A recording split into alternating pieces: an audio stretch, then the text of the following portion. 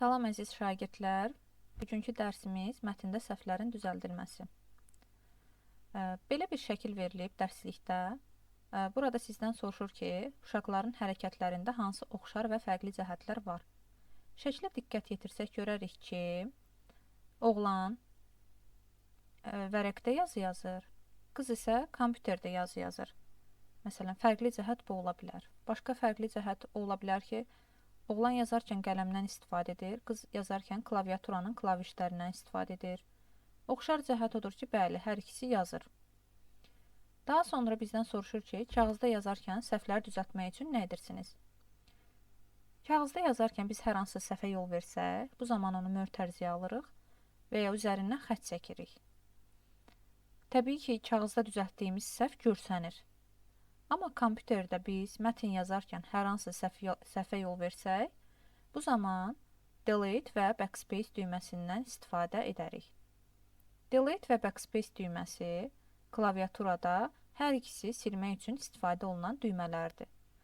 Baxın, Backspace düyməsi kursordan soldakı simvolu silir. Backspace düyməsi kursordan soldakı simvolu silir. Məsələn, burada nümunə verilib. Bala sözü verilib. Kursor A hərfindən sonra dayanıb.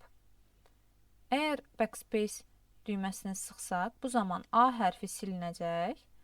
Çünki kursor A hərfindən sonra dayanıb. Əgər Backspace vursaq, A hərfi silinər. Yerdə hansı söz qalacaq? Burada da qeyd olunub, bal sözü qalacaq. Delete klavişini basdıqda isə kursordan sağdakı simvol silinir. Baxın, belə bir burada söz verilib, balaş sözü verilib. Kursor dayanıb A hərfi ilə Ş hərfinin arasında dayanıb. Delete klavişini sıxsaq, kursor sağdakı simvolu, yəni Ş hərfini siləcək. Alınan söz bala sözü olacaq. Daha sonra baxın, burada dərslikdə fəaliyyət hissəsində belə bir cümlə verilib. Yaz ilin ən isti fəslidir. Deyir, bu fikirdəki yanlışlığı tapın, şəkildəki ardıcıllığı yerinə yetirin və onu doğru fikrə çevirin. Biz sizlə bu 4 dənə klavişin mənasına baxaq. Deməli, burada var yuxarı doğru ox, sola doğru ox, sağa doğru ox və aşağı doğru ox. Və bu ardıcıllıqla yerinə yetirək, yanlışlığı aradan qaldıraq. Mətnlərlə işləmək üçün biz istifadə edəcəyik WordPad proqramından. Baxın, WordPad proqramı mətn redaktorudur. Yəni, biz burada müxtəlif cür mətnlər düzəldə bilərik. Baxın, yaz ilin ən isti fəslidir. Kursor orada şəkildə də qeyd olunmuşdur. Nöqtədən sonra dayanıb. Baxın, kursor şaquli, bu yanıb sönən çizgi kursor adlanır. Baxın, yanıb sönür. Nöqtədən sonra dayanıb. Mən indi bu səhvi aradan qaldırmalıyam. Əslində cümləmiz necə olmalıdır? Bizim ən isti fəslimiz yaz deyil, axı yaydır.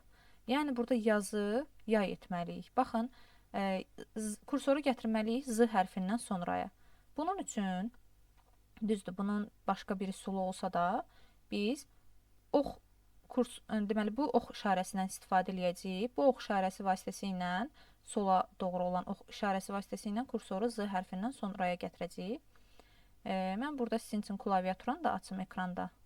Baxın, klaviaturada dediyim oxlar buradadır. Bu klavişdən, indi biz bundan istifadə etməklə kursoru Z hərfinin yanına gətirəcəyik. İndi baxaq. Baxın, kursor bir simvol sola doğru hərəkət edir. Aha, gəldi. Aha. İndi kursorun dayandığı yerdən biz Z hərfini silmək istəyirik. Hansı düyməni basmaq lazımdır? Sol tərəfə silən düymə hansıdır? Bu, qeyd edim ki, üzərində X göstərilən Backspace düyməsidir. Bu, Delete düyməsidir. Əgər mən Delete vursam, Delete sağ tərəfə silər. Amma mənə lazımdır sol tərəfə silsin. Bu zaman Backspace düyməsini sıxıram və uyğun olaraq Z hərfini Y hərfindən əvəz edirəm. Alındı bizdə yay ilin ən isti fəslidir. Mən qeyd eləmişdim Enter düyməsinin mənasını. Enter demişdik nə edir? Enter yeni sətrə keçir. Məsələn, baxın, hazırda kursor R hərfindən sonradır. Mən əgər enterin altında yazı yazmaq istəyirəmsə, bu zaman bir dəqiqə klaviaturanın dilini dəyişim. Baxın, enter düyməsini sıxıram. Yeni sətrə. Kursor baxın orada artıq yeni sətirdədir. Mən nəsə yazmağa çalışsam, o yeni sətirdən yazacaq. Baxın, yeni sətirdən yazdı. Deməli, enter düyməsi aşağı sətrə düşmək üçün istifadə olunur. Daha sonra caps lock düyməsi nə üçündür? Caps lock düyməsi, əgər baxın, caps lock düyməsi burada budur. Caps lock düyməsini sıxıb, onu da qeyd edim ki, klaviaturada ən uzun düymə boşluq düyməsidir. Baxın, bu düymə boşluq qoymaq üçün istifadə olunur. İndi mən caps lock düyməsini yandıranda nə yazsam, hər bir söz böyük hərflə yazılacaq. Baxın, hamısı böyüklə yazıldı. Böyük hərflər sönmədi. Caps lock-u amma söndürsəm, yenidən bütün hərflər kiçik hərflə olacaq. Bəs biz yalnız bir hərfi, baş hərfi böyüklə yazmaq istəyiriksə, bu zaman nə edərik? Bu zaman shift düyməsini sıxıb, hansısa düyməni mən basanda həmin hərf böyüklə yazılır. Baxın, shift ilə caps lock-un fərqi ondan ibarətdir ki, caps lock-u yandırıb nə yazsam, hamısı böyüklə yazılacaq. Amma shift düyməsi belədir ki, shift düyməsi ilə hansısa hərfi sıxsam, baxın, davam edeyim. F yazıram, yenidən hamısı qayıdır, kiçik olur. Çünki bir hərfi böyük hərflə yazmaq üçün istifadə olunur. Daha sonra burada digər düymələrin mənasına baxaq. Var bizdə delete ilə backspace düyməsinin mənasını qeyd elədim. Bəs bu düymələr nə üçün idi? Bunu da qeyd elədim. İndi baxın, aşağı doğru ox. Mən kursoru saxlayayım delete-dən sonra. Baxın, kursor hardadır. Mən aşağı doğru oxu vursam, baxaq nə baş verir klaviaturadan aşağı doğru oxu vursam. Klaviaturanı da burada sizin üçün açım. Bir dəqiqə. Aha. Klaviaturada baxın.